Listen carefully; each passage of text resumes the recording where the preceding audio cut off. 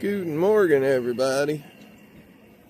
Well, it's Saturday, and not a lot has happened this week. uh, we're just going to start some stuff up and see what we can finagle around the yard this morning. Go ahead and get that coffee set up nice and safe. All right, there's number one. Okay. Yeah. So we're going to let the van get a couple seconds worth of some heat. I'm going to come over here to the jetters. The grass is so wet. It's so nice out this morning. I know you can't tell, but it's like down in the 60s. Oh, it's so good. Oh, yeah.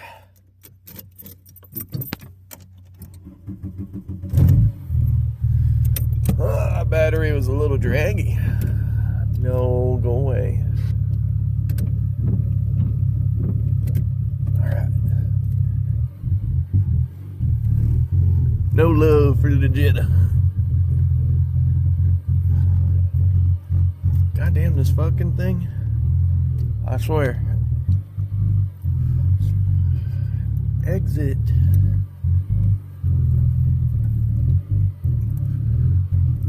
I know at some point I'm going to try and finish cutting the grass today. So moving all these things to the driveway just kind of lets me get after it a little easier. We're just going to drop them down in the middle. Go ahead and leave them there for a bit. It don't matter. Oh, yeah, so I started cutting on the grass last night. I got the field done. You see all the clippings. The clippings are bad.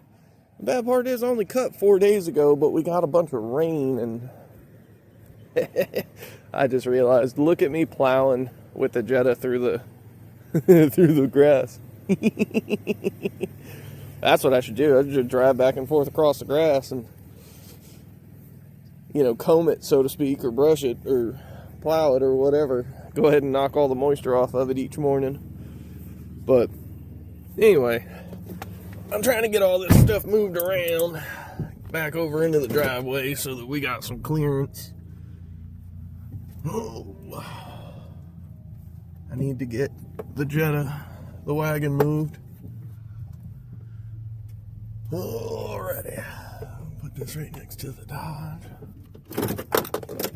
Okay. Grab that there coffee. Gonna need that. Yeah. Oh, man. Whew. We're just gonna go ahead and go over to the barn. That's what we're gonna do. So what I'm hoping, I can see it flashing from here, so it didn't work.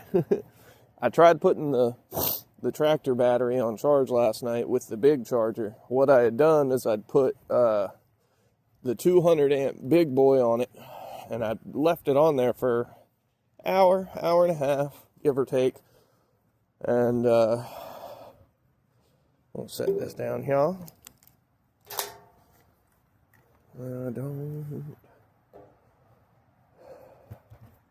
Yeah. So we'll come on over here and go start finagling with this guy, see if it held any voltage overnight. Tristan and Jake are going to come over at some point this morning. They got to make a run, 1 or 2 counties over. All right. I see you flashing. What did we end up with? Oh, we got 10 whole volts? Are you kidding me? That's actually not that bad.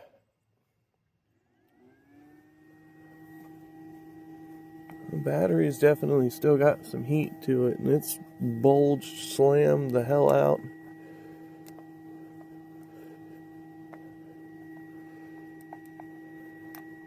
Watch, it's going to spray me in the face.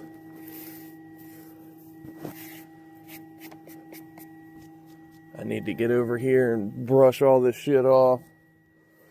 Alright, well, I know that my little guy isn't going to have the shit to do this. I'm going to plug the big boy back in.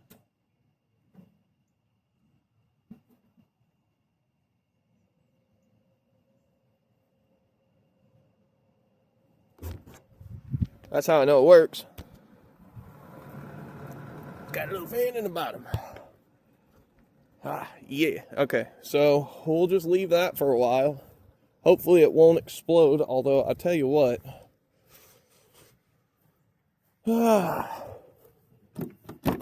Just in case it does decide to explode.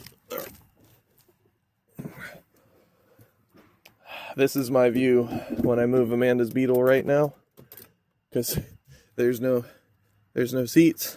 Look at that.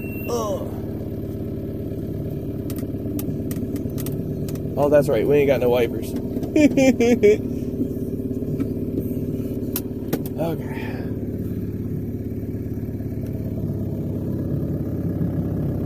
I don't think there's anything behind me.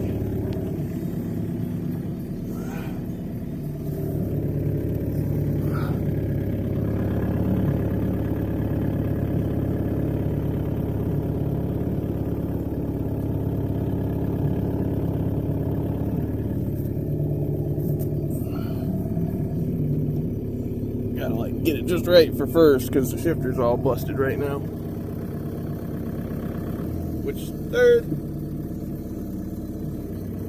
There we go.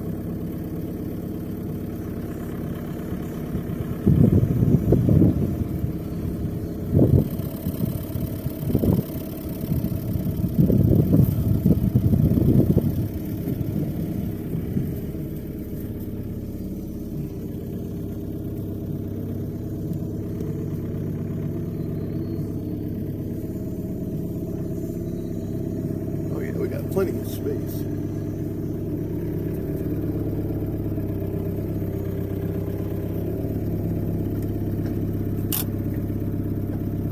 Okay.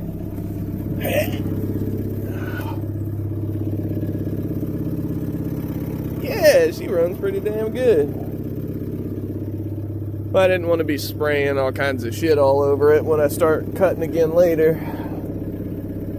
Amanda may or may not come and work on it today. If she does, I'll just move it again, no big deal. But for now, having it out of the way is acceptable for me. And I gotta move the Blazer real quick. Let's see how it did on its first semi-chilly night, because again, dropped down enough that my breath is steaming. I'm wearing a hoodie. It's nice. Okay.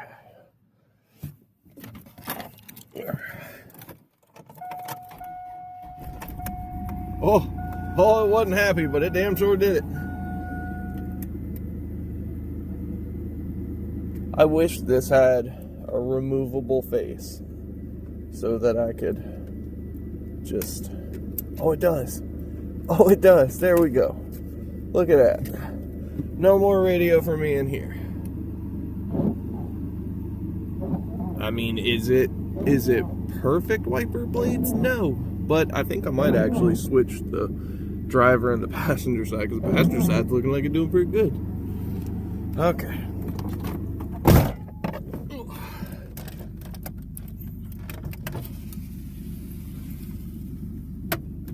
Come on, yeah. There you go. Yeah. Alright, that's good enough. Just want to have some breathing room and air. I don't know what it is about the S10s. They always feel so damn claustrophobic to me. I mean, I know it's a small truck, and I know it's meant to be a small truck, but these and Jeeps, I don't know what the hell it is about them, but there's just... They just feel so suffocating when you get in them. And I've never liked it. You know, you get into a big full-size F-150 or a work truck type thing, like you know what I'm talking about. You just don't feel so encapsulated. But you get into one of these things and it's like somehow this feels like a cockpit, and I don't like it. That's why this is probably going to wind up being Morgan's oldest kid's truck before it's all actually said and done. It's okay. I'm fine with using it for a little yard mule for a little while, though.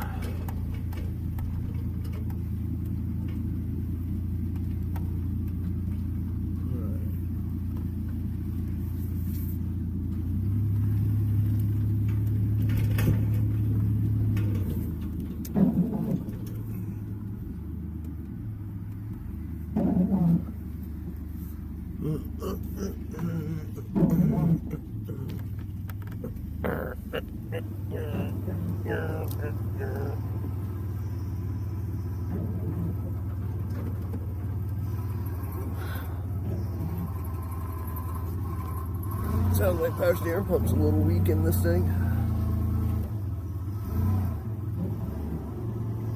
Might be asking yourself, why am I backing up here? Well, that's because I'm going to try and load up all of the scrap again, actually.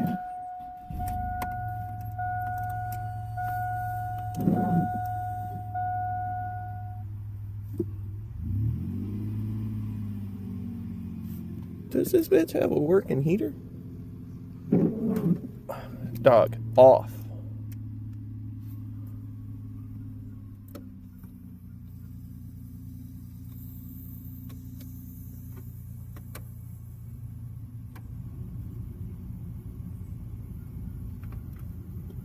Well, the rear defrost light came on. I wonder if it'll actually give me some rear defrost. Oh! There it is. 55. I was so wrong.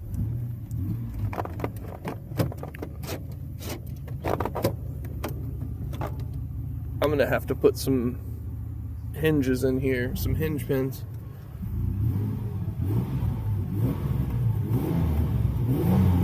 Well, I'm pretty sure the battery in here is not going to last through the wintertime, so I'm definitely going to take one of my maintainers and hook it in here, and I'll probably wind up leaving it long-term hooked up. Damn, it really does. It's got some heat. I mean, it's not hot because I haven't had it running very long, but it's coming out warm. You see the little patch already clearing out, and a little, hell yeah.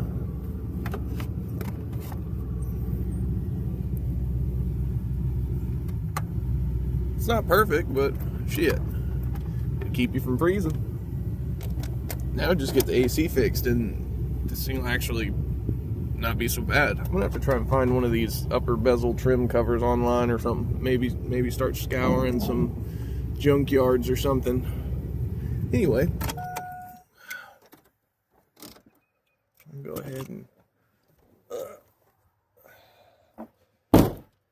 okay, so the hope and prayer here is to get all of this trash right here loaded back onto the trailer. I'm going to try and get this pile of garbage here moved over to the burn pile. I may or may not at some point want to do something with stuff under here, but just being honest, there's a lot in there that I don't want to mess with or touch right now, just because it's heavy and I don't have any good places to put any of it that's worth keeping.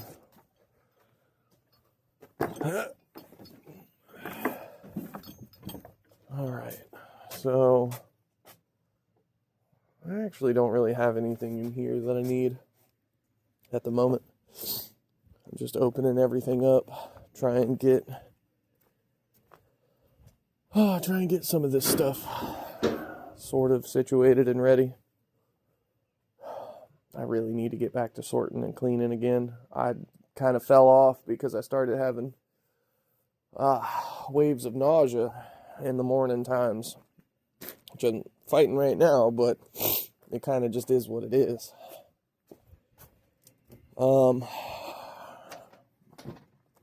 So for like half a second I was thinking maybe we should go ahead and start trying to pull this motor apart, because I can set everything on these two tables.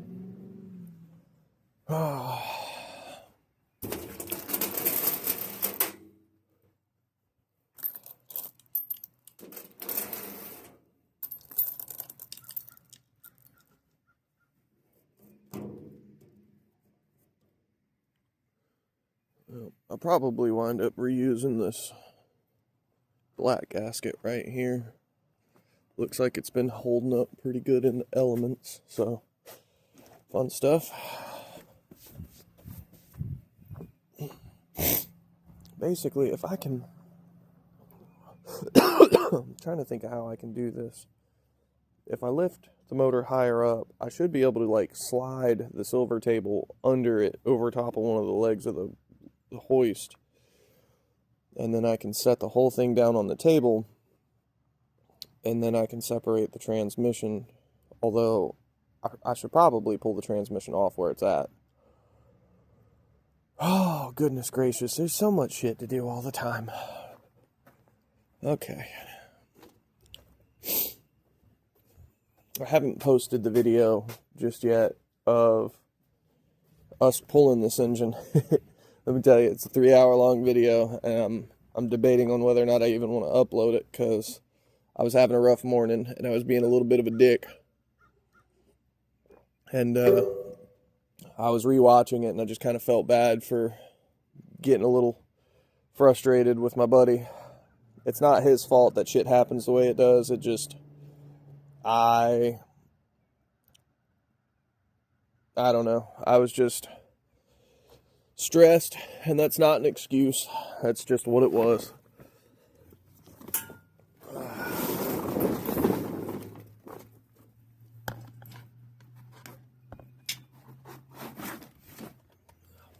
Well, I'm pretty satisfied to see that hitting that with the PB before I sent everything to the fucking weather. Glad that worked. Alright. So I think I'm going to put you back over here on the pass out. And you guys can just kind of watch me sort my life out this morning.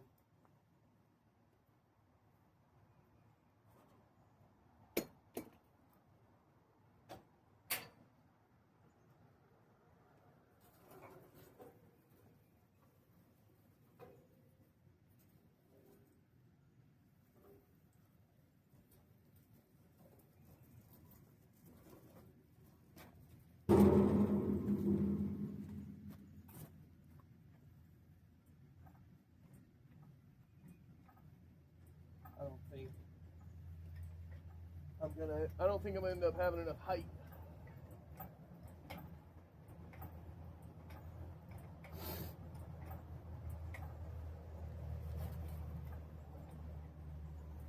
Tell you what.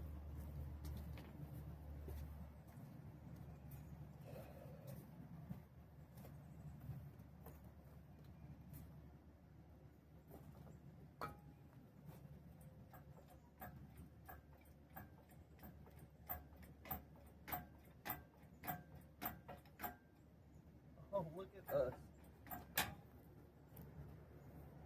Alright, so I don't actually need to take the whole transmission off while it's in the air. I just need to get the bottom bolts of it out.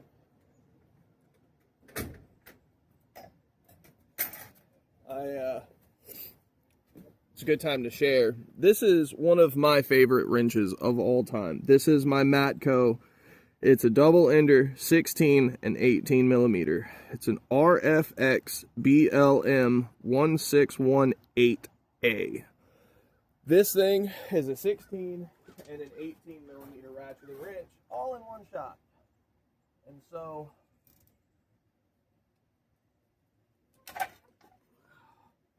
Volkswagen suspensions, Volkswagen engine mounts, bell housing bolts. Well, it's pretty much everything is either a 16 or an 18. You can get away with a 19 and a 5/8 if you really, really, really have to. But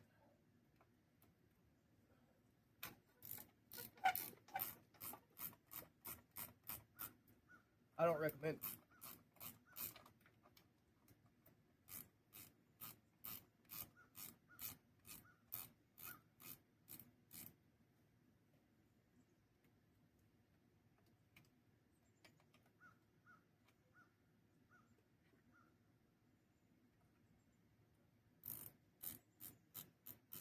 All right.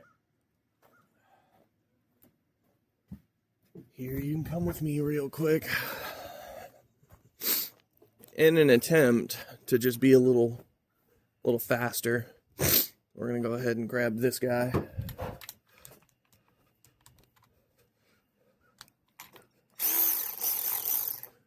Good. Got a charge. I like it. All right.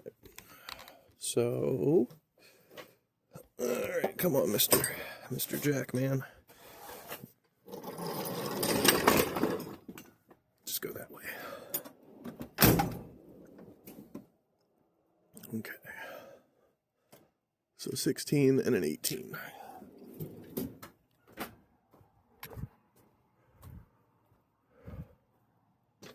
Well.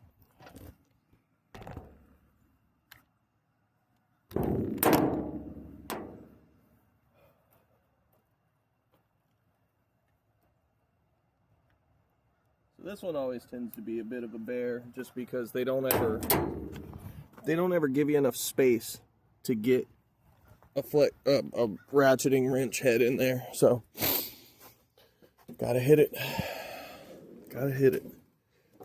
We're going to see if our little 3/8 gun will bust her out. We might get lucky. It's snap-on, right? Snap-on's good.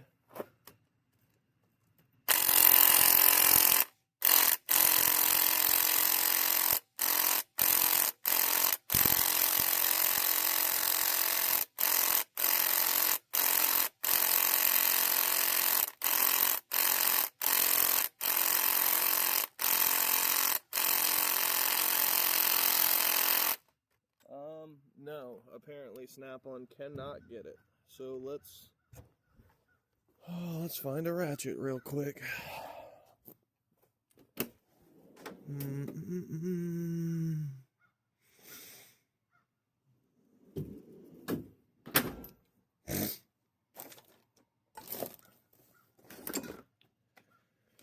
Oh, shizzle.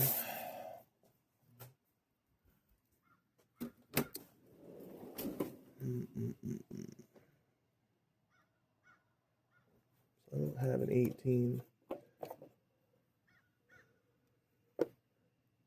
Damn it. Okay.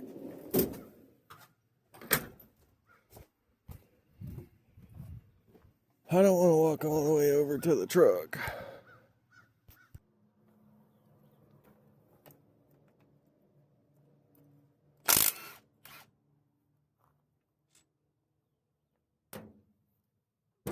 Easy peasy.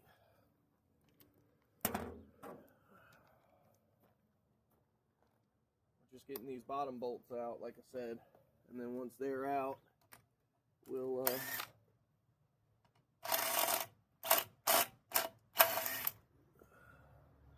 set it down.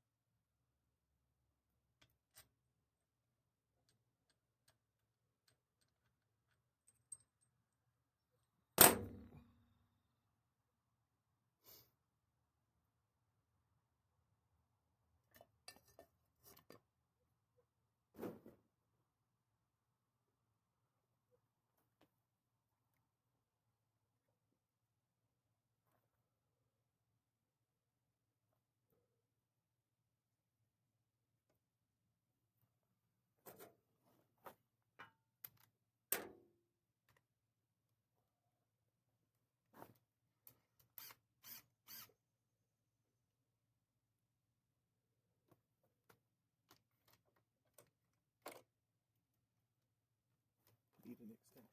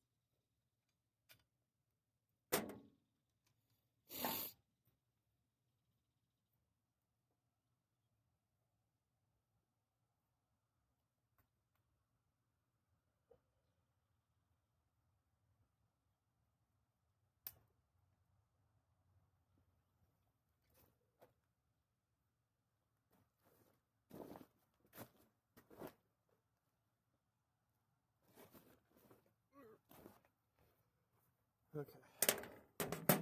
So that's basically the transmission's bottom stuff. So we're going to move this. Just going to hang these up real quick. Set them right here. Yeah, just like that. So this guy, I just want it back on flat ground. It's got a little bit of a lean to it. All right.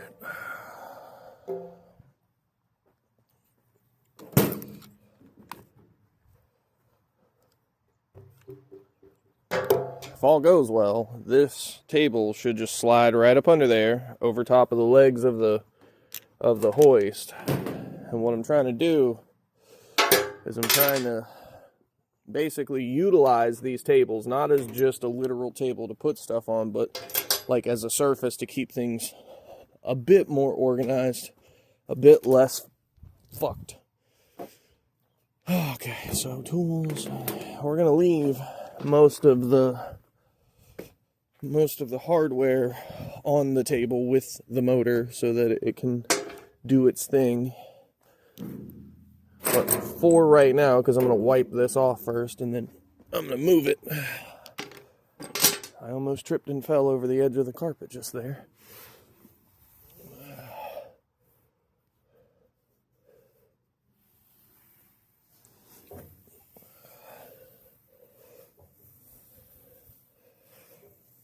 That's right. Okay. I just set that there.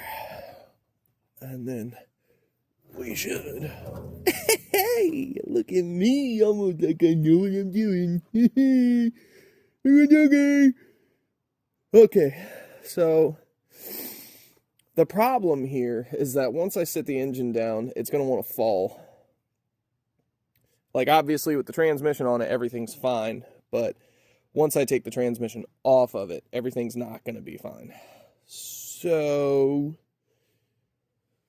God,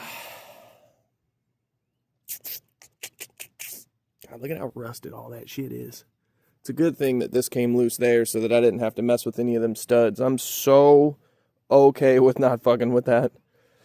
We also might delete the EGR valve. I'm looking at the back of here, and I'm not really seeing anything that's going to stop us. There's no major... It's just that one little port right there, and I can do something with that. That's no big deal. All right. Let's see what we can do.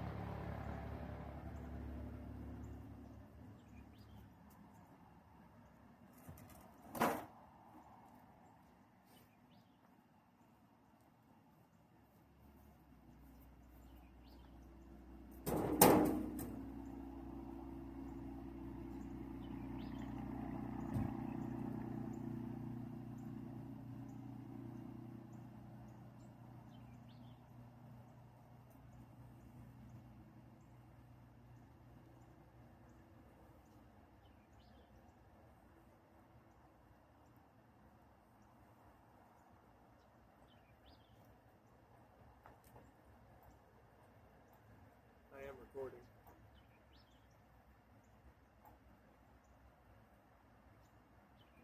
What's up?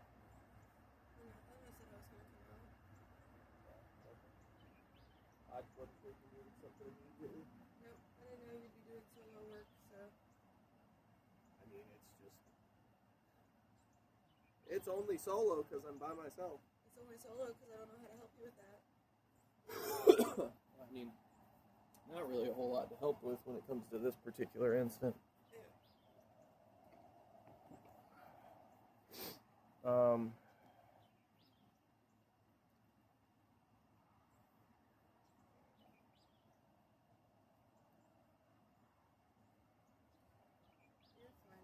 I can do stuff inside. Well, I was going to ask, would you be willing to slowly pick up all of that trash? The beetle stuff? Yeah, and then just throw it in the burn pile. Then that big giant pile of shit. Okay. That way I'll pause it. I'll be back, guys.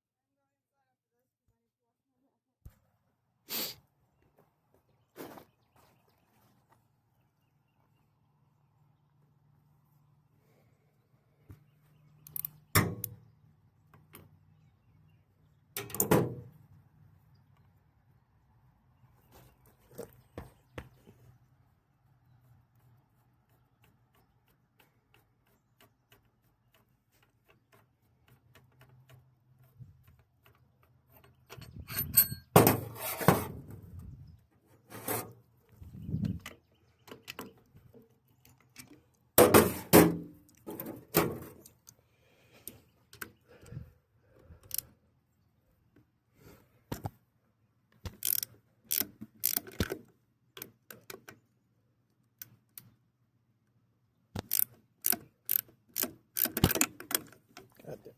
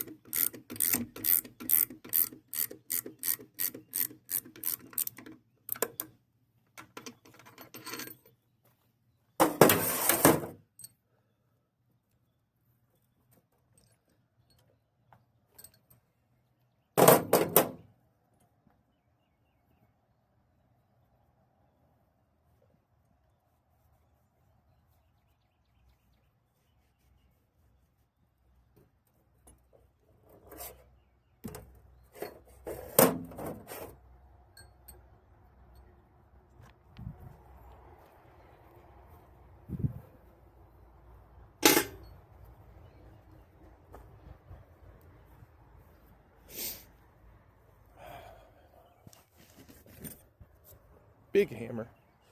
You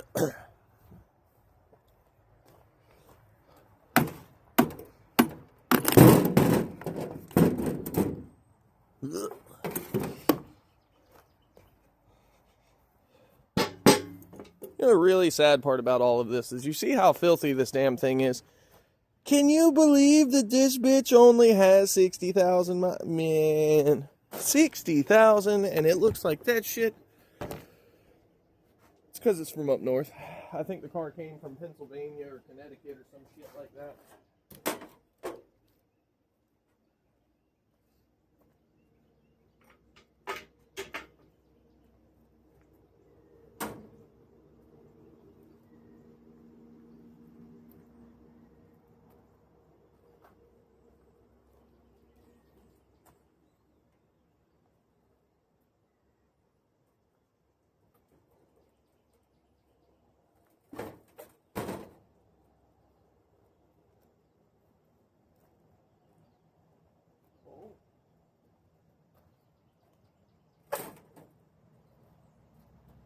About that.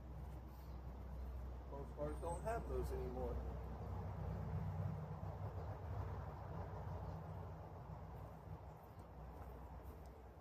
Hmm.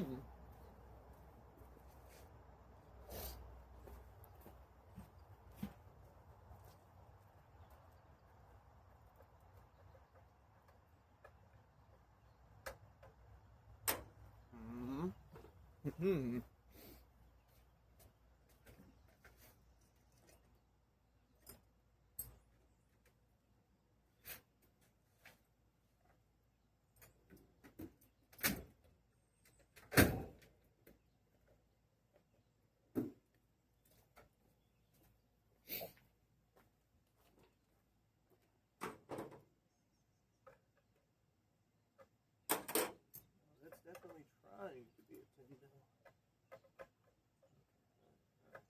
We're doing good. I totally forgot. There's this tiny little heat shield access dust cover thing.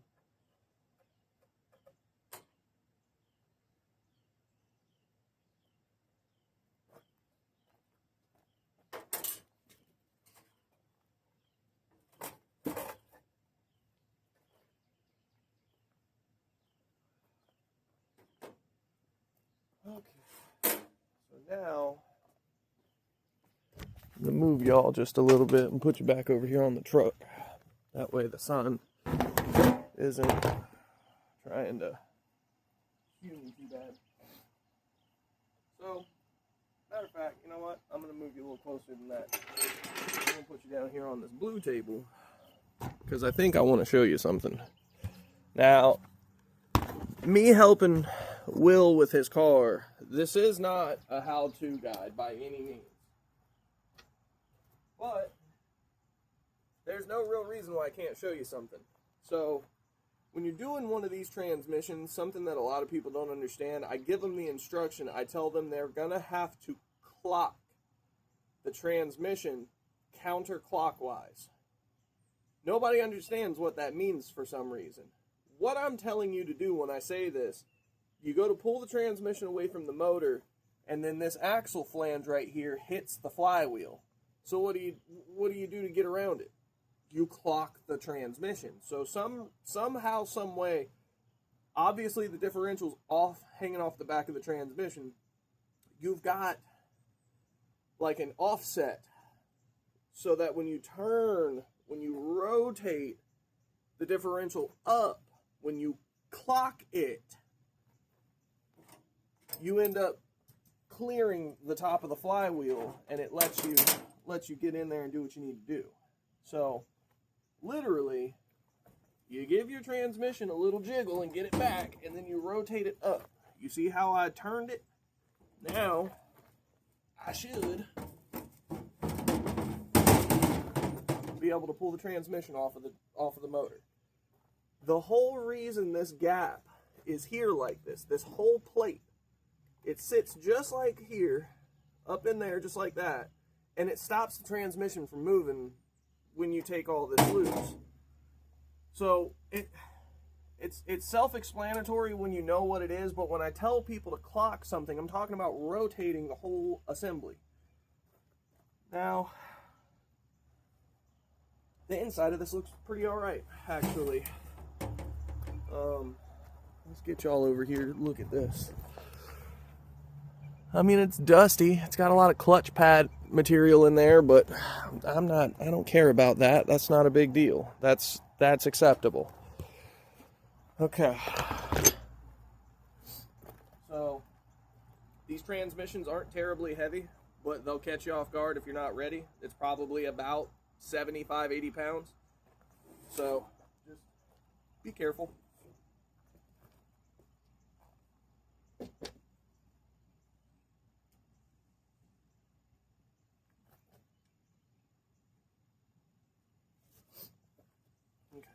So now that that's done, we can go ahead and start thinking about stripping the motor itself down a bit further. This clutch is coming off. Looks like it's still a factory Luke clutch, Luck, whatever you want to call it. I'm going to try and get a bunch of these off. I have a spare 2-liter over here in the back. And then I do have his motor coming out of his car to try and find a combination of, you know, decent hardware. That one. So, like, technically, any of the nuts and bolts that are on this that are in better shape than the one out there, I'm going to come and grab these. There's not a lot left on this motor that's worth anything, so being able to use any of it would probably be pretty spiffy. I like it. Oh, God. Oh, goodness. I mean, I don't want to... Oh. Anyway, this is what we call a 2-liter. The glare is gonna play hell with me for most of the morning. I'm already at the point where I'm ready to take my damn hoodie back off. But yeah, this is a 2-liter. So basically, see that shit said Mexico? Whoop! Where my Spanish boys at? Yeet yeet. Anyway, this motor is Volkswagen's bread and butter. And what I mean is that every single car that is not turbo or diesel is a 2-liter after 1993 in America. There's a handful of 1.8-liter carbureted versions of the Mark III over in California, and there's a handful of them starting to pop up now from Canadian imports and stuff. But the long and short of it is, the 8-valve, the 2-liter cross-flow 8-valve, is called the ABA in Mark III. It was a great motor. Not terribly powerful, but it made a boatload of low-end torque. The cool thing, and one of my favorite things about the 2-liter, is that it's one of the 4 cylinders out there that actually makes more torque than horsepower. The factory ratings are like 115 horsepower, and I think it's 130 foot-pounds of torque, give or take. And what that basically means is, if you can rev those motors higher, if you can get air into them and get it back out of them, that's the big key thing, is that it's a single cam motor. So there's only 2 valves. There's one intake valve, there's one exhaust valve. Lots of motors haven't really struggled with getting air in and out, like the LS, for example. The Chevy LS or Ford small block or anything like that, all of those are 2-valve motors up to a certain point. And Chevrolet's still rocking the 2-valve design anyway. But the point is, if you look at the length from the front of the motor to the back of the motor, and you measure wall to wall, it's actually shorter than an LS. And so what that basically means is there's not as much combustion chamber space to have such large valves. So these motors don't make a lot of horsepower, but they do make that torque. And if you can rev them higher, you can make some real horsepower out of them. Best place I can say to look would be South America. The guys down in Brazil and other countries down that way with like those little Volkswagen Gols, G-O-L, brother, those things are terrifying looking. I watched one dude, it has a full dual system for the engine management. He has a full 8-injector standalone engine management system. And then he still has the total stock, original, factory fueling system. And so basically, anytime he's rolling around, just cruising, the car is its own thing, like it thought it was back in the early 90s. But the moment he full throttles that thing, that other computer wakes up and it starts chooching. And I'm here to say, like, I've had some fast Volkswagens. I've driven some fast Volkswagens. I've been spanked by fast Volkswagens. Those little things look scary. It's like a Geo Metro with a freaking rocket strapped to the back of it. It's not... Oh, man. I wish I could be on that level with those motors. But they're actually doing that with the counterflow head from the older design, which I'm not real sure what the big difference between the two is, other than like locations of componentry and slight design choices. Like the crossflow puts the intake manifold coming into the front of the motor, and then has the exhaust going out the back, similar to a traditional small block, intakes on the center of the motor, exhausts are on the outside of the motor, it flows through in one direction. So it's what we call crossflow in a Volkswagen.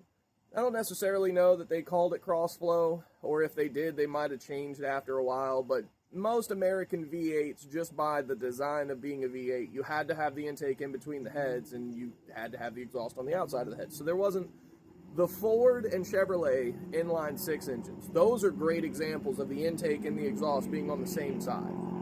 Intake comes in, and then in between the intake runners, you have exhaust, and it's horrible. Like, I hate counterflow head designs, mostly because of the amount of heat that they build and push back into the intake. If you're running like a carbureted motor, it could potentially benefit you to have the lower portions of your intake manifold up against the head a little warmer than normal, because I guess you could potentially get some last minute atomization, some aerolization, some flashing of the fuels as it hits those higher temps on that part of the manifold. But like, I just don't like the idea of pumping hot air into the motor. Like, everything that I've learned about cars, it's all about thermal efficiencies. If you can control how much heat you build in a motor, theoretically pressures can be held back by anything. You can have 20,000 psi sitting on a little itty bitty stainless steel cap. Like, there's lots of things out there that'll hold pressures, but like, the heat is what ultimately allows the pressures to win. When the metals that make up your engine block get hot enough, they fatigue and they stretch and they crack and they just, not good time. With the 2-liter, you don't really have a lot of those issues because it was all designed to be efficient. Like, you get the cross-flow design so that you get the intake and the exhaust are on separate sides of the head. You get pretty decent cooling management.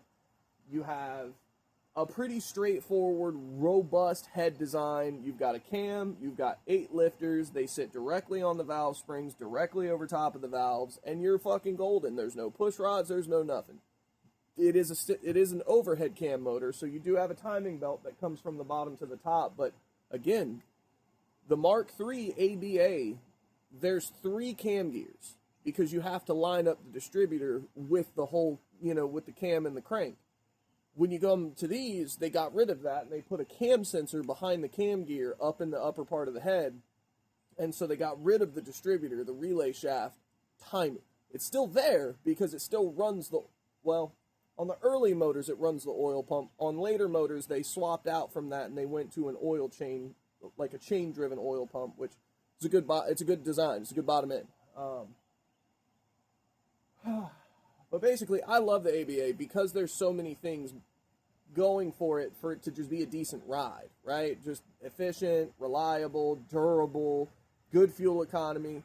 And so when you decide to build on one of these, you have to bear in mind, you're not going to make 10,000 horsepower. You're not even going to make 1,000 horsepower. But you'll make 300 horsepower super fucking reliably, and you will drive past every stock Subaru with a blown head gasket every single time. And you'll be able to wave at them. Like, can't tell fuck Subaru, but anyway.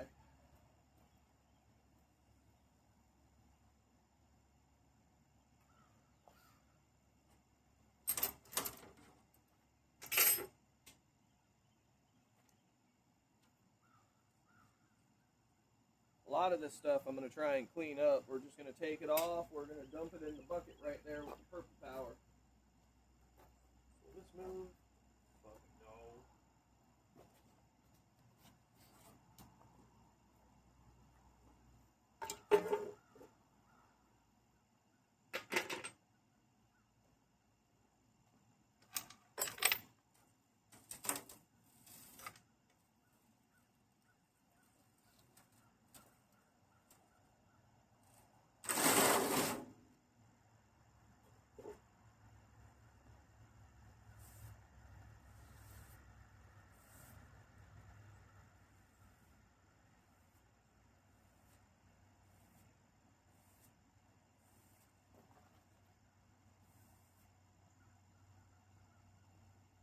Trying to turn it around so that we can get it in the sunlight on the front of the motor.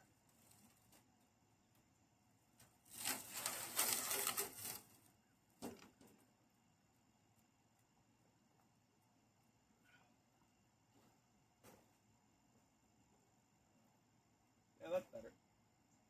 So it does have a new alternator, but Will literally just bought a new alternator, so I like his better because I know that we got it from a fucking reputable place. Oh,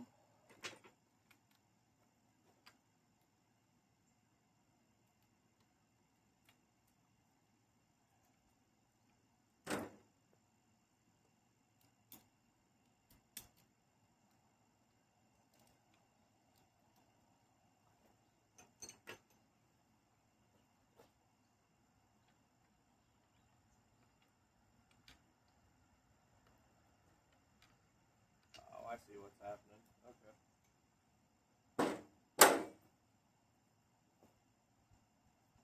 It's in the truck. I need to get better stands to be able to put you guys up on, because there is some of this stuff that's decent to look at. Like, I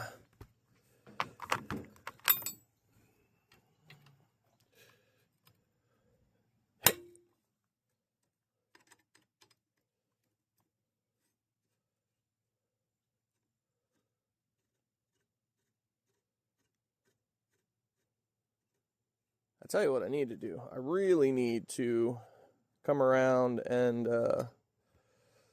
start trying to like actually make a move to make my GoPro situation work, because I have so many accessories for my GoPro, but I just can't ever seem to bring myself to use it. Okay.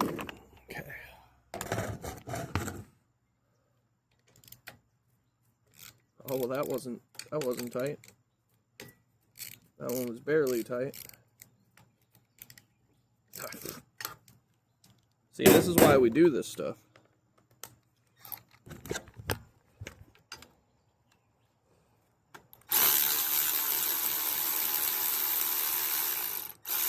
You know what I really should do? Is I really should take that belt off. But I think I made mistakes. I should have left it up on the thing.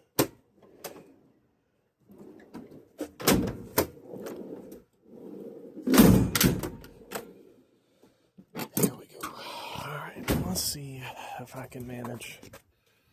So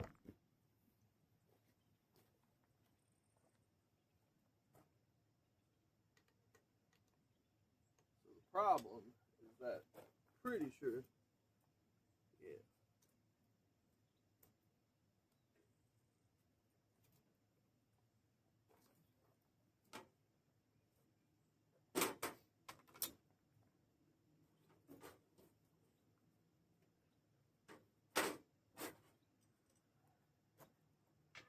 The bad part is I've worked on so many of these cars and so many of these motors.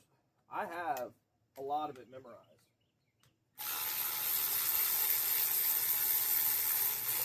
Like, I've seen so many of these fasteners. Like, I know where they go. I know where they used them. I might not know all of the literal torque specs to stuff, but I know that they exist.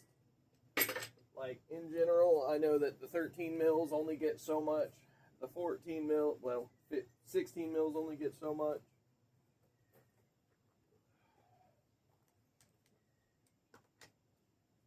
Like that one's not.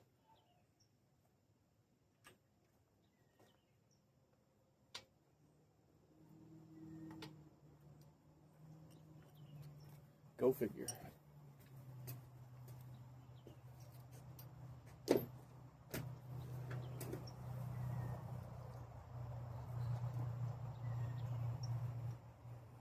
Oh, goodness me.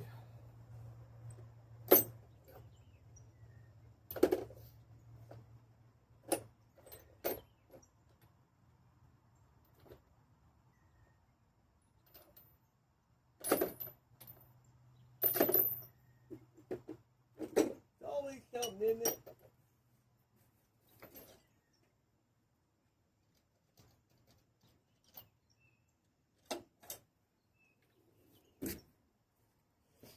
That's okay.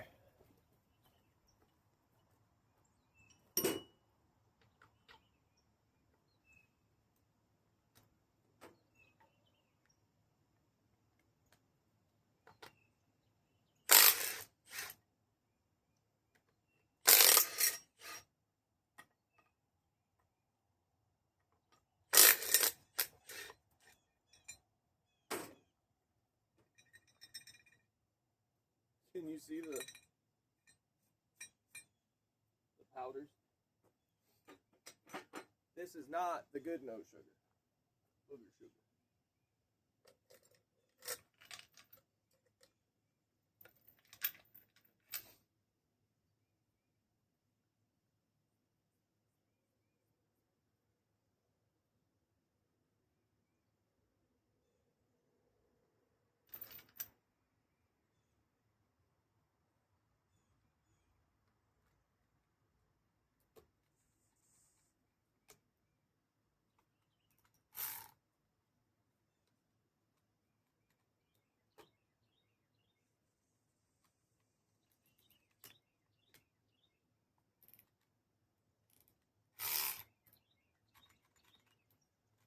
Alright, so I'd like to show you something.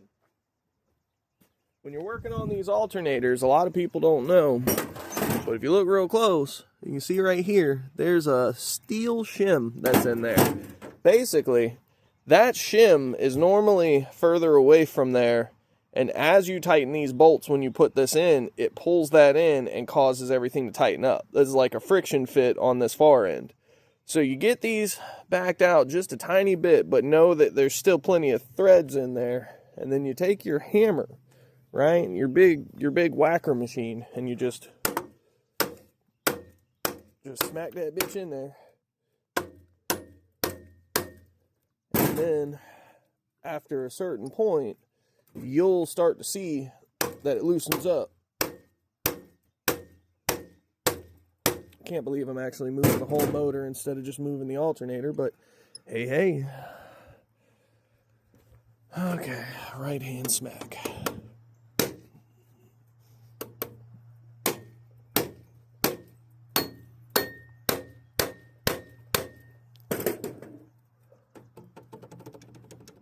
See what we got?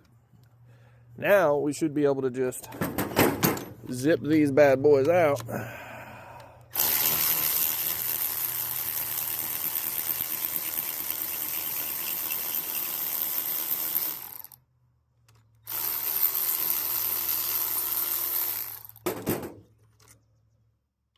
It should be the same bolt on the top and the bottom, but if for some reason yours is weird, then I'm sorry. They're 13s that hold it on, which is kind of impressive to me because it seems like a really small fastener for something like this. I probably could have hit that a few more times and gotten it a little looser, but we'll be fine.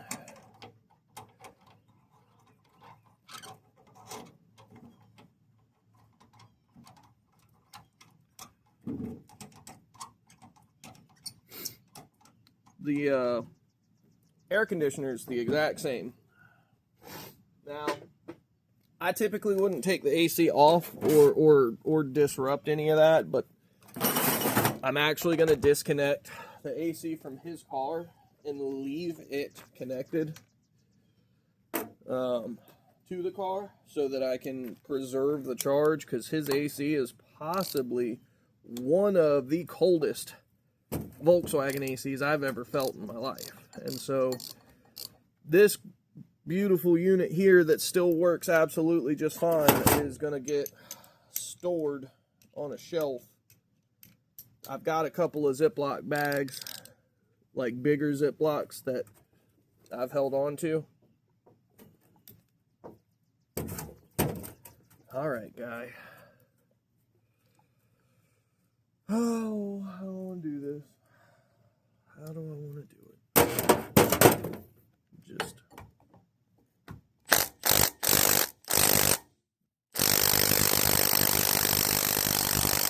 Are you kidding?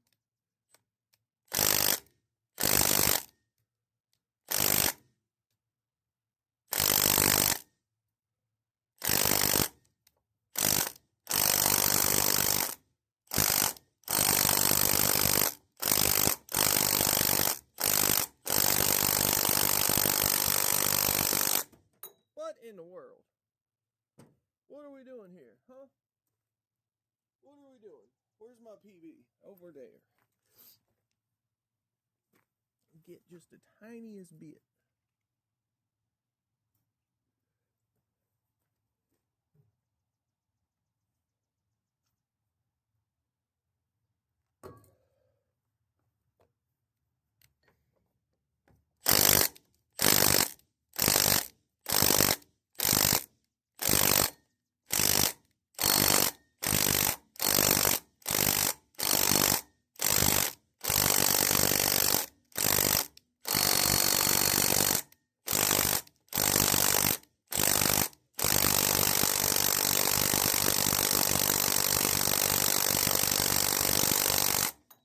trying so hard.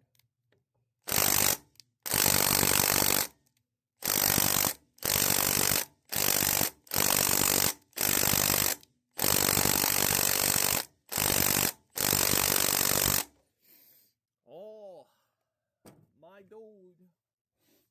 Okay.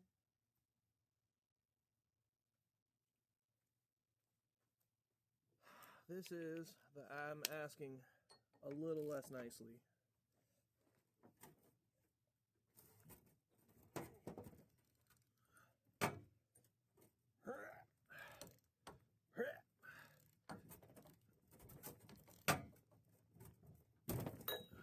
Okay.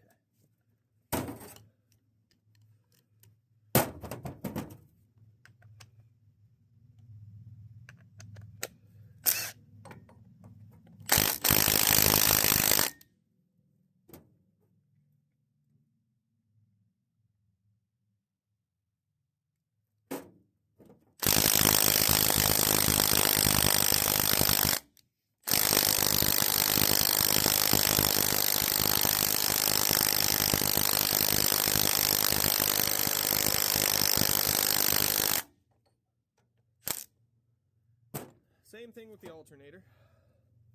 Give it a good smack and you'll probably be in decent shape. I am gonna do this though first.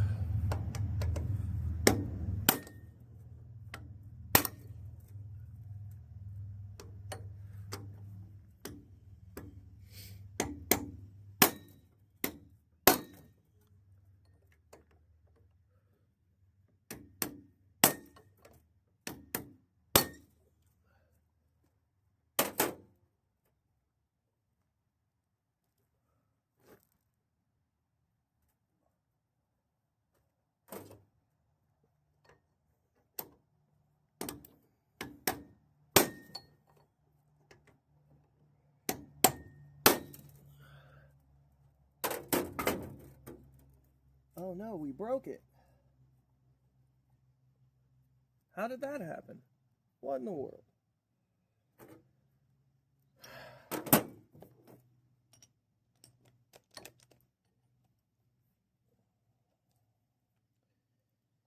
Oh, I hate a detent.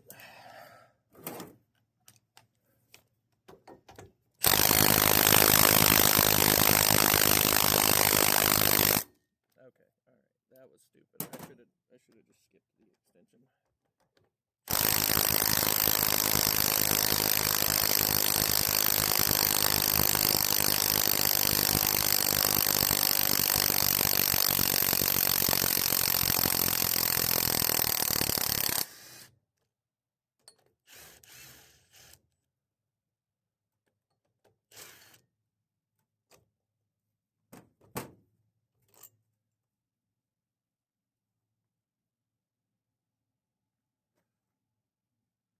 Look at that. They damn sure did break that. And I just smeared a bunch of grease into it.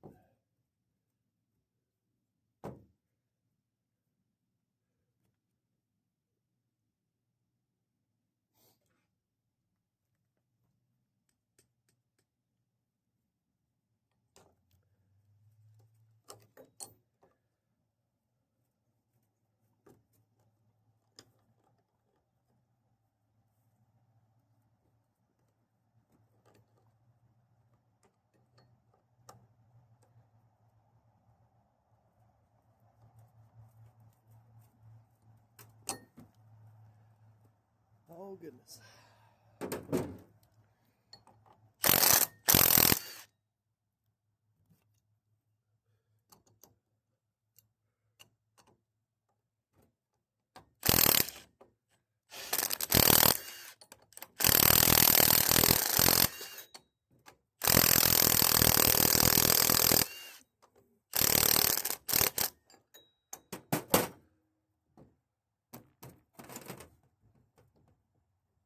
What in the hell?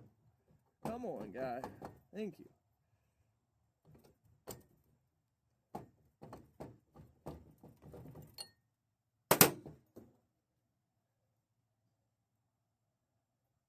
Okay, well, I'm still going to hang on to this because it was working. The compressor kicked on. It just didn't get cold. That's a damn shame. If I'm lucky, because of the way it broke, I'll be able to GD weld that back in there and just, I'll wrap a strap around the whole thing and squeeze it in real tight, and then I'll lightly maybe drill some holes and smear a bolt in there. We'll see. I don't have a Mark IV with a AC problem, so I don't really know. Okay. So here's the killer about this here.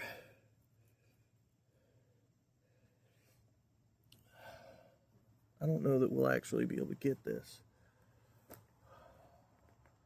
but I really need these to come out, like, without a fight.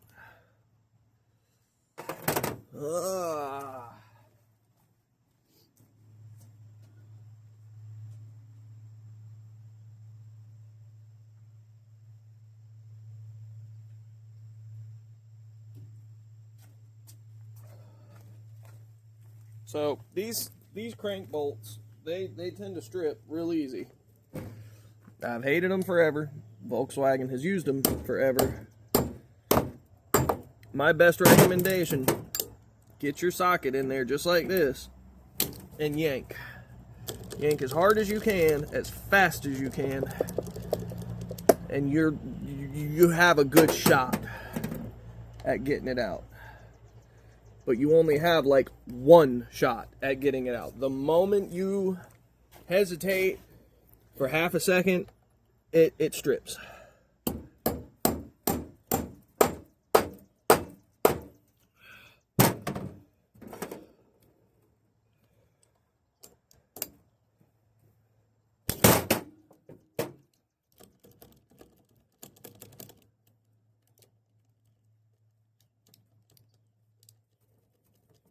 Come on, guy.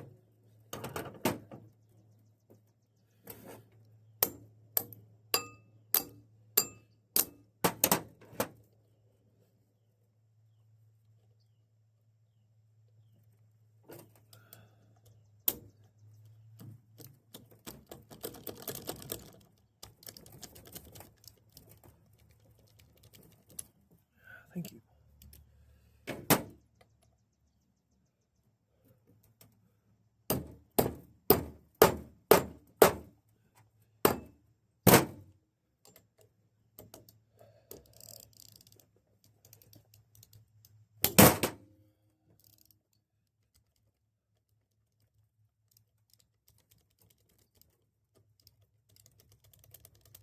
I'm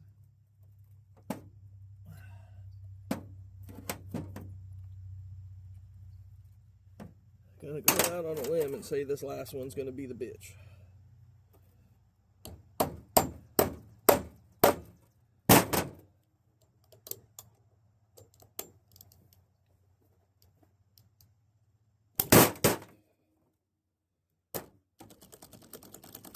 I don't know how,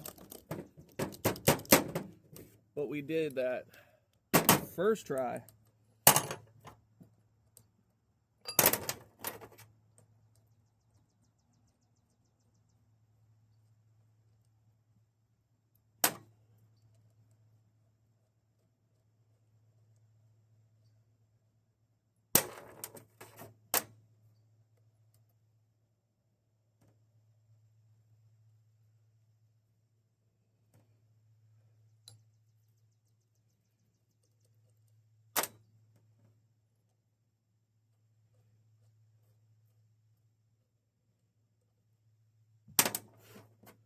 All right, now there's nothing really that technically holds this on but the rust that is holding it on. So,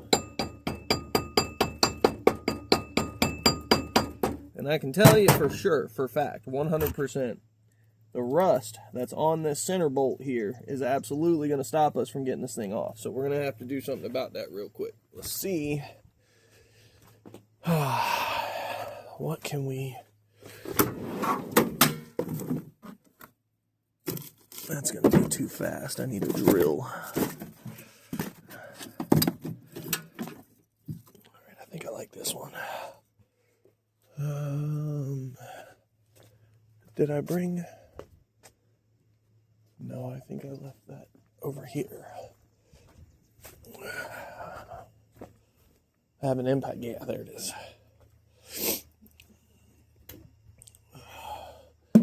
Shit, boy. I forgot all about this. Let's get us some tunes cranking, eh? I guess while we're waiting, go ahead and swap out my dealie.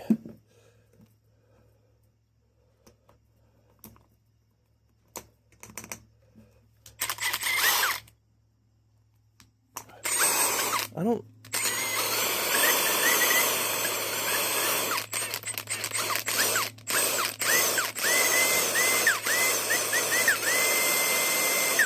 don't understand. Oh boy. We're trying to get this here phone started up. YouTube. This bad girl got Wi-Fi. Or at least it's supposed to.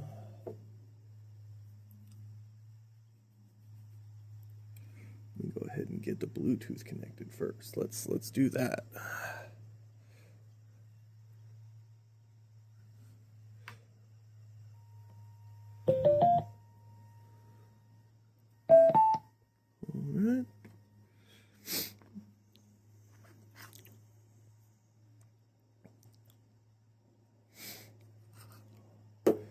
Alright. You know, it's always a fun time using an old phone.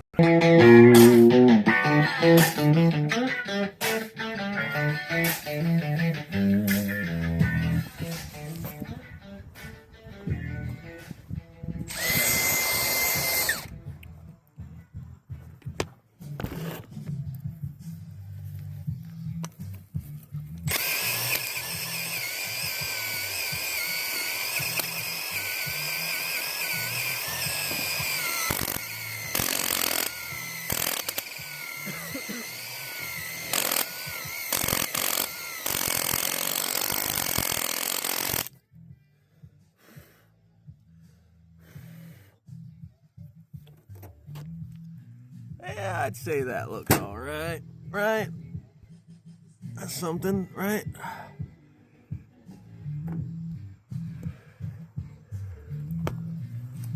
All right.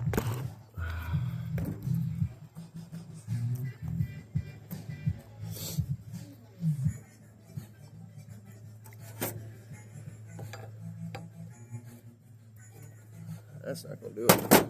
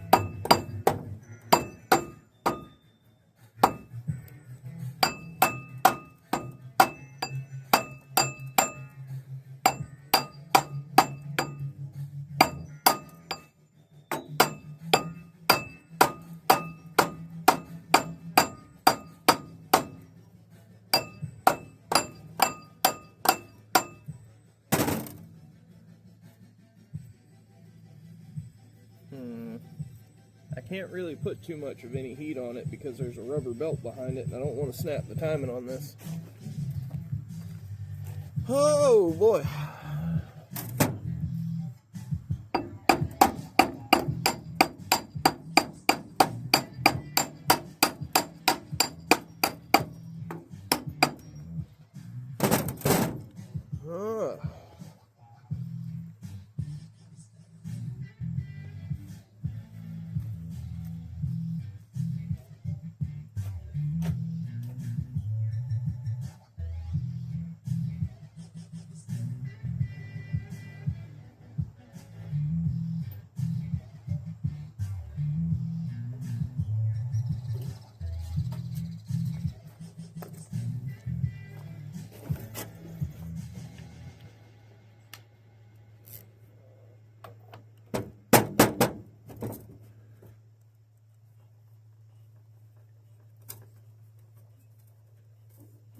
Look at that girl making good compression.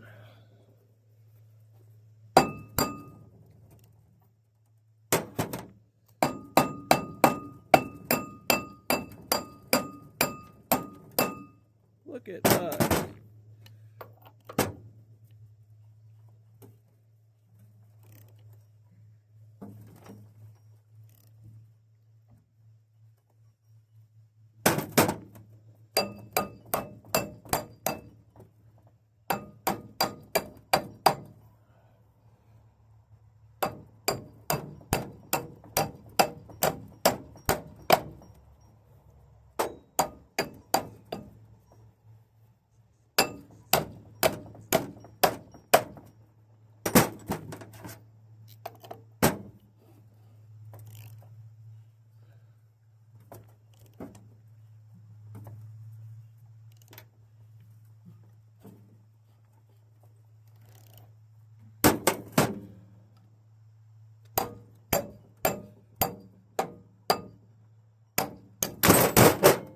There we go. Okay.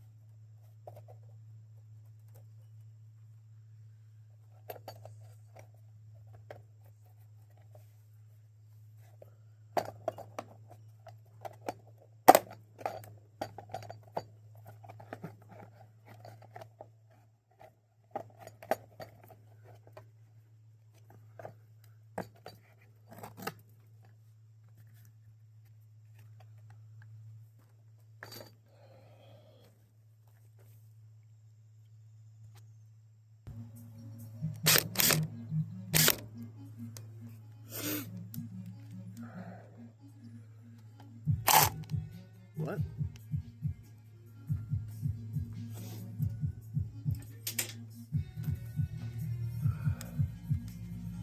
That's why I grabbed an 11.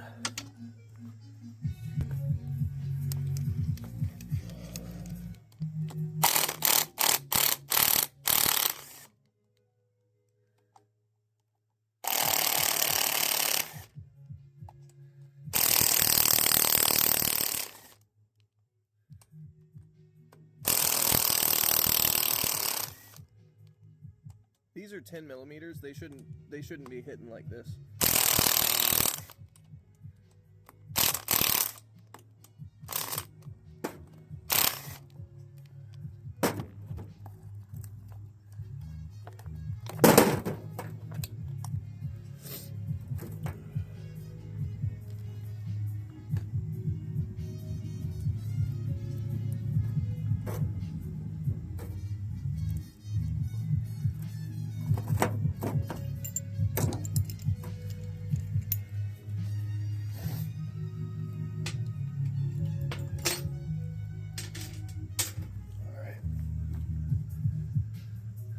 I do love that this has the mechanical style of thing. I'm also a big fan that this doesn't look all super fucked behind here. They put a new oil pan on it. But y'all, we're getting there. I mean, it's coming along. I don't know how much longer I'm going to work on it though, just because I have Tristan and Jacob are going to be showing up before too long. But that really doesn't look too bad. I don't see any like wear or anything terrible. I tell you what though.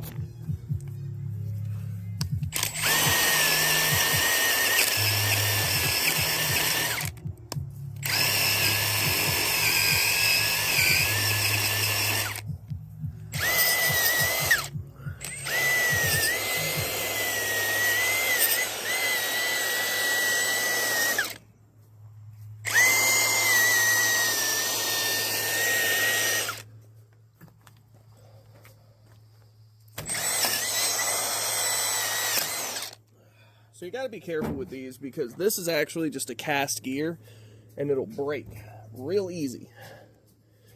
You can't really see it, but there's a car like right past the handles of the thing and the seat right there. That car's name is Disappointment, and it's disappointing because 6 times I cracked that gear by revving the thing too damn high and not having the right crank balancer on it. I needed the fluid damper balancer to help absorb a lot of the vibrations, and I don't have $500 to put into that thing, so I just kept breaking the thing and blowing heads and motors, and yeah, good times. So this is some fuckery right here. That's dumb. It's all 4 of them are supposed to rat around and across and over the top. There's fucking wire holders in there for it. So that irks me.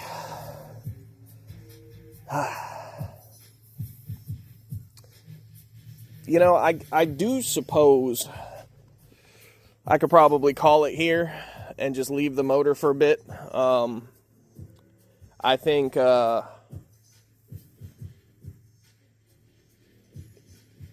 not really, I mean, I could pull the clutch pack off real quick. That would go pretty quick. It's just some 9mm. I don't know. I do like that it's got a single mass flywheel on it, though. It means it's not got the clunky clunk. Not many of these got dual mass flywheels as far as the 2 liters go. That was mostly a diesel and a VR6 thing because they wanted it to rattle back and forth without it making noise so that you could have a smoother clutch engagement or whatever it was, a more powerful clutch. I don't know what the fuck their idea was. It was stupid. Taking a single solid piece of steel or aluminum and breaking it up into multiple pieces is just retarded. Volkswagen, you suck. Anyway,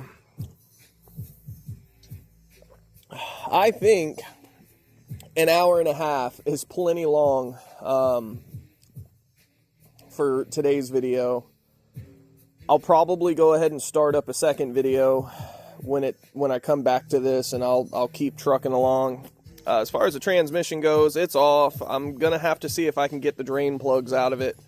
The rust looks like it did a number on them, but we'll do that in another video. For now, this has basically been us stripping this thing down. The only reason I haven't taken the front accessory bracket off as well today in this video is mostly just because it's what's holding the motor up. If I take that off, the power steering pump will be gone, and then it's just going to roll forward, and I don't want to fight that right now. I also kind of want to put it in the back of the Gator anyway, so that I can move it to a slightly better location. I also really need to get my car. God damn it, there's so much shit to do. Anyway, like, comment, subscribe. If you liked watching me tear this down, tell me what you liked and what you didn't like. I have a lot of this different types of content, and I don't really know what anybody likes specifically about what I do. I know sometimes I can be a little rude, or I curse a lot, and I don't really know how to help you. It's not like I'm over here, F-bombing left and right, but I do not refrain from saying what's on my mind, and that does sometimes include curse words. The thing here, I'll set you up so you can look at me.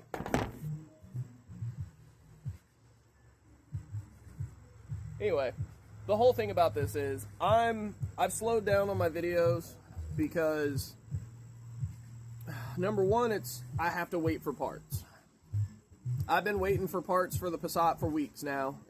That's just part of the unfortunate truth of owning something that's 30 plus years old and not supported anymore. You're kind of at the mercy of what you can either make, what you already have, what you can find that somebody else has, or shipping. And unfortunately for me, nobody has anything for these cars anymore, so it's just shipping. But I'm going to be transparent with you. I've been struggling a bunch with my immunotreatment symptoms.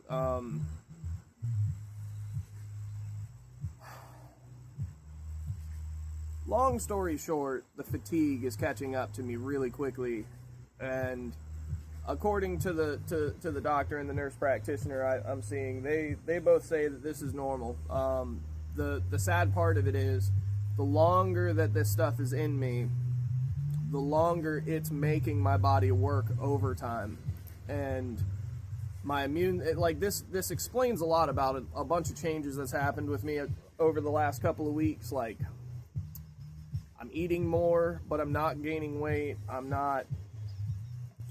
tired, but I haven't really moved. Like, there's a lot of small things. Like, it's all adding up, and it makes a lot of sense. But essentially, I've been struggling with the motivation to get up and get moving, because once I get moving, I get 20-30 minutes in and I'm tired. I get an hour in and I'm exhausted. I get 2 hours in and I am dying, and that has affected my mood in a big way. And I'm typically a pretty negative person just out the gate. I fucking, in my head, I think the worst shit all the time, and that's just how it is. So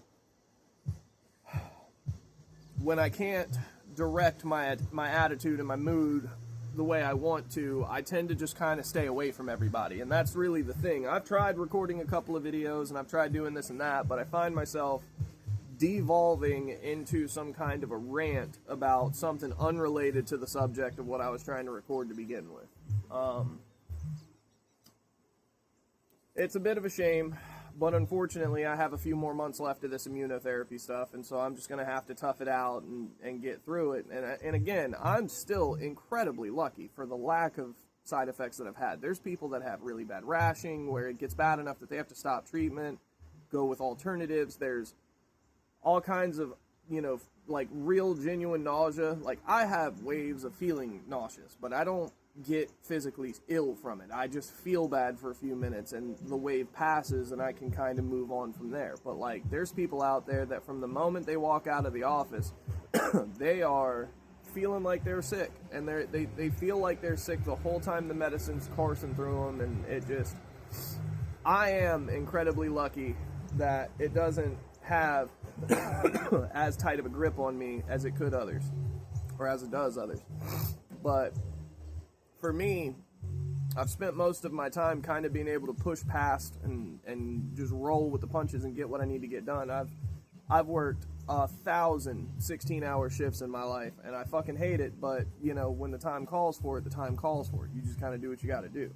But now it's like I hit that wall, and I try to push past it, and it gets worse and worse. Like, before, you'd get to a point of exhaustion where you'd plateau on the feeling of tired, and if you kept at it, eventually your body would figure it out. Oh shit, we're not stopping, let me ramp back up, and you catch your second wind. There's no second wind. Like, I just progressively get worse and worse, and I know that it's rough because I was out here earlier in the week and I was just piddling around doing some dumb shit, but I'd spent most of the morning in the sun, and I started feeling bad out of nowhere, and I was just like, man, let me go ahead and go in the house, let me go sit down for a minute and catch my breath, basically. And like I felt like I was falling asleep as I was walking across the backyard. Like I felt like like every step was possibly going to be the one that tripped me up and put me on the ground, and I was just going to nap on the floor. Like, it really, really strange, you know, sensation for me, because it's not something I'm used to dealing with. And I guess I had it in my head that we were going to not really see very many problems because I hadn't had any up to this point. And I didn't realize that things were just going to kind of steadily degrade the longer that I was on the medication. I had no idea. And it's just par for the course. Like, this is all normal stuff, so it's not that bad. I don't, like, please don't feel bad for me. It's really not that serious. But the thing is, it's affecting my desire to want to come out to do videos. And then when I do finally muster up the motivation to drag myself outside, I find that my mood on camera is not, it's not really where it needs to be. You know what I mean? And, you know, Big Randy, I keep going back to this every chance I get. He has that saying, and so Little Randy says it too, but you only have 1,440 minutes in every day. Don't let anybody ruin them for you. And the problem is, ain't nobody out there ruining it for me. You guys are awesome. All my viewers and supporters are great. The people that come through and talk to me, dude, I love you guys. Y'all are awesome. But it's like, I am my own worst enemy with this stuff. I have to live in my head with all of the stress of the car work, the yard work, trying to make things happen without me having a job, trying to, you know, just survive. Like, that normal daily stress that most people deal with, I usually am fine with. It's a lot harder to process through every day when you wake up and your default is exhaustion. Like, it really does make it hard to want to be in a good mood. And I just, man, I don't like being depressed. Nobody likes being depressed. But, like, what can I really do? You know what I mean? It's not, nobody wakes up and is like, yeah, I'm going to be depressed today. It's just going to be like, no, you wake up and, like, things just aren't the way you think they should be, or something's not right the way you think it should be. Whatever the case may be. That's kind of what's happening with me. I get out here and I have this idea in my head that I want to do this, I want to go for that, blah, blah, blah, and I just fumble it. And so I slow down on my posting. I'm also trying to make the quality of my content a little better, in the sense that I'm not just throwing up cleaning video after cleaning video after cleaning video after, like, God, I know that shit gets incredibly annoying and boring. And maybe I should try to be, I don't know, maybe I should try to be funny. And I don't mean try to be funny, but what I mean is maybe I should let, like, that inner me come out a little more often and let my opinions kind of rattle the world when I get the chance. Because, man, there's lots of things on my mind, but the problem comes down to my lack of an ability to articulate them in a way that doesn't come off as me just being a supreme dick. And that's the real thing, is my baseline is douchebag. I am such an asshole in my head. Like, I talk shit about everything. I talk shit to myself. I talk shit about things people are doing in the world. Like, I am such a Debbie Downer in my mind that I can't even begin to really put it into a context for you to understand. But it's like, if you've ever had that friend where you, like, pitch ideas to them and they're like shooting it down, but not just shooting it down, but like shooting it down with way deeper excuses and thoughts than what you thought they could possibly put into it that quickly. No, that's me. That's me. I'm like the guy who's instantly like, no, I don't want to do that because it could go this way. I don't want to do that because I could end up that way. And I'm just like, nope, don't want to do it. So, you know, I don't want to record a bunch of stuff and then post a bunch of bullshit and it just be me being a whiny little bitch, basically, about everything. You know, it's one thing to come up with a topic that you're going to talk about and complain and try to, like, poke holes in, but when it devolves to the point that it has a few times this week where I'm just flat out basically crying, essentially, about the way things go in the world and stuff that I have no control over, and it's just like, that's the shit that that's the shit that gets people tied up in drama, and I'm not about that. So I've just opted to keep it to myself and just not upload anything. But I think as long as the situation with my lungs doesn't get worse, if the growth or whatever it is doesn't get any bigger, or if it goes away entirely on my next scan, my last immunotherapy should be November 6th, which is the day after my birthday. And man, what a birthday treat to be able to have my last treatment for all this nonsense. I mean, I'm still going to have to come in and get scanned every 3, 6, and 8 and whatever months and all that shit. I'll have to go through a bunch of steps for like the following 3 or 4 years, but as far as the detrimental immuno treatment symptoms and stuff, all that stuff ends hopefully by the end of November, and then I'll hopefully be free and clear for Christmas and not have to worry or stress about any of this shit. Because I'll tell you another thing that I've probably said this in a video before but can't remember. I am irrationally afraid of the hospital, of doctors' offices, of doctors, nurses. I know logically that they are there to save my life. They are there to help cover the symptoms or treat the symptoms of the things that ail me. But every time they go to draw blood and take the lab stuff, in the back of my mind, I panic. And I know that it's not going to happen, but I think to myself that they're going to break the needle off in me, and I'm going to hose the office down in 10 seconds or less and die. I know it's ridiculous. Like, maybe if they were pushing it into my artery or something, like a valve, like that has that kind of pressure, but just a regular vein, you're not gonna die. You're not even gonna like be kind of messed up. You're just gonna have a spot where you bleed a little bit more than normal, and it'll eventually seal up and heal just like every other spot you've ever hurt yourself at.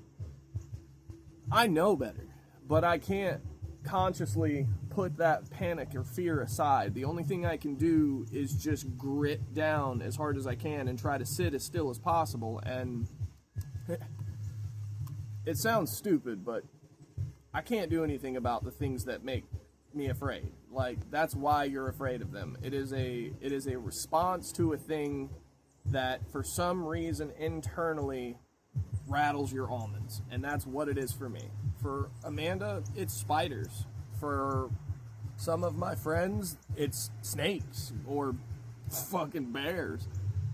For me, it's doctors and doctors' offices. Anything in the medical field, I just feel like I'm going to go in there and I'm going to be strapped to a chair, and then they're just going to start cutting pieces off of me while I'm wide awake, while they smile and laugh like some serial killer bullshit. And again, I know that's not a thing, but it's like an irrational fear. That's the thing. It's irrational. If there was any rationality to it, you could explain it to yourself, and you could solve all your own problems inside of your head, and you could be A-okay with all of it. That's not me. So, it's very stressful when I go and get these tests and scans and treatments, and I hate it. I hate it every time. And I can't. The worst part about it is, my wife, if she sees a spider in the house, she gets to freak out, panic, and call me. And then I go kill whatever it is, and it's no big deal. Because this is such a serious illness, I can't just say no. I have to go and do this. I have to sit in this chair. I have to let them do this. God, it's such a fucking rock and a hard place thing. And it's genuinely draining. Like, when I come out of there, my heart rate's at like 120, and I mean my pulse. Like, my fucking pulse is like 118 to 124, and I am beating 1,000 beats per minute. Heart rate pressure's through the roof, and every time they ask me, "You all right?" And I'm like, "Yeah, I'm fine." And they're like, your results are looking a little iffy." And I'm like, "Yeah, I know. It's because I don't want to be here. I have to explain it because it's a new nurse just about every fucking time. But basically, not to make excuses, but to just explain why I haven't been doing, you know, a lot of video recording and a lot of uploading.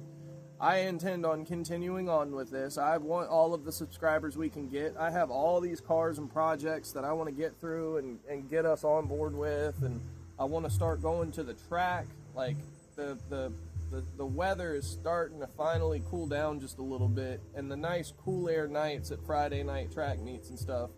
Oh man, I can't wait. Like, I drive really slow, shitty cars, so I need 70-degree weather for my car to drive really good. Like, it's just what it is. And it's like, I'd love to go have a night where I set the GoPros up on the car and go hammer down for a few passes, enjoy walking around, looking at other people's cars, get into the local groups, and just have a good time. I want to share that with everybody. I want to get into it. Like, that Blazer that I picked up, I've uploaded the video for it this morning or yesterday. I think it was yesterday.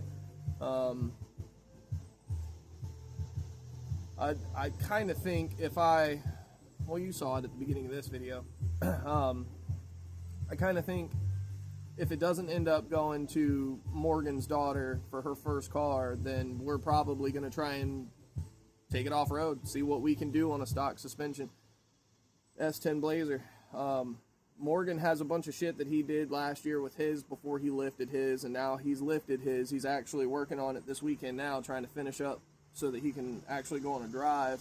I think one of the last things he was working on was they used some angle calculator on the internet, and they did exactly what it told him to do, and he ended up with a drive shaft angle that was pretty damn hardcore. But the point is, he's lifting his, and it's basically the same truck. They have similar mileage, they're similarly equipped. This one's an auto, his is a manual, so like there's some things that are different, but like all in all, there's no reason why we can't go out and have a good time and record some four-wheeling stuff and off-roading and overlanding and maybe camping out and stuff. Like, there's a lot of little stuff that I'd love to touch on and share on the channel. I just gotta get there. I gotta get that far.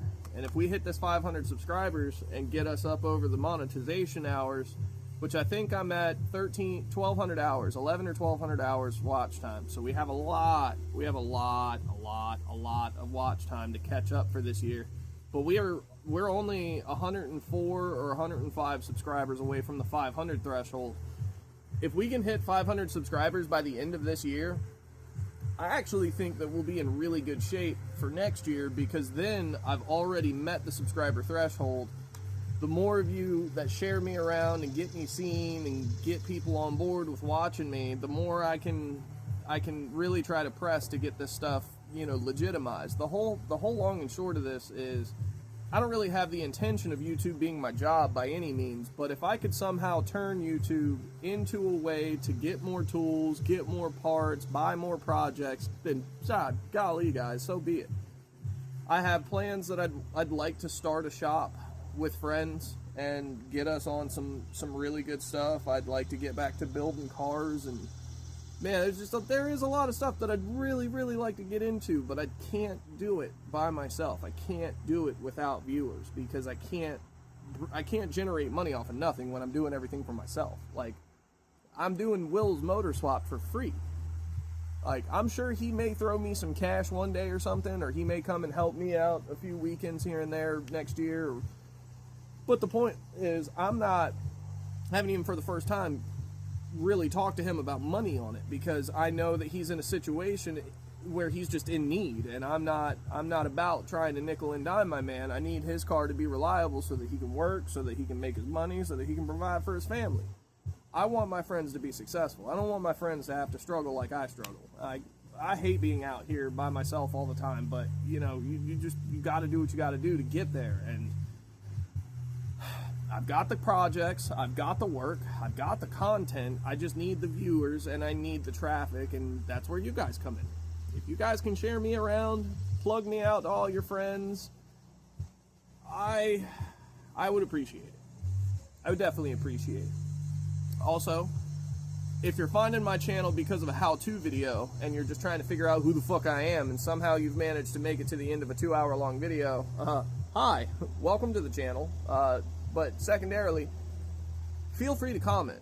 I'm pretty active on YouTube. I don't have a bunch of different social medias or anything. I'm not on Facebook. I'm not on Instagram. I pretty much exclusively focus solely on YouTube. And so if you post a comment about something that you've seen, asking a question, or if you are trying to work on something and need a hand, I'm probably just a couple of minutes away. Sometimes I leave my ringer off and I don't really hear the notifications, but I do look at my phone at least a couple of times an hour just to try and make sure that I'm not missing stuff from people. And basically that's that. You hit me up, I will do what I can. I have a bunch of B5 Passats, I have Mark IIIs I have 2 liters, and I have VR6s. So I can answer a bunch of questions. I can't post pictures or anything. I can do posts, but that's a really inconvenient way to do stuff. But, you know, comment below, tell me what you need, and I'll see if I can make it happen. I'm out here trying to do what I can to help people and share my journey. The how-to videos will come as I can get them. I know there's better channels out there. There's actually Thomas EXO VCDS. That guy, man, if you're a Volkswagen person and you need to understand VCDS, or you need to see like examples of someone walking through the different stuff and steps for diagnostics, that guy, go look at him. He's talked to me a couple of times. I've had a few random questions for him over the years since I've been following him. He's a lot of the reason why I decided to try and do any of the how-tos to begin with, because his content is, he's a mechanic at a shop, so a lot of his content is exclusively based on either what his personal interests are or what someone brings into the shop. That's good if you're trying to keep up with a lot of modern cars, but a lot of the Mark III content from back when YouTube first started, a lot of that stuff got purged as YouTube evolved over the years. And so, you know, websites like streetfire.net, where there was lots of good communities all sharing different, you know, information and different builds and processes, like all that stuff's gone.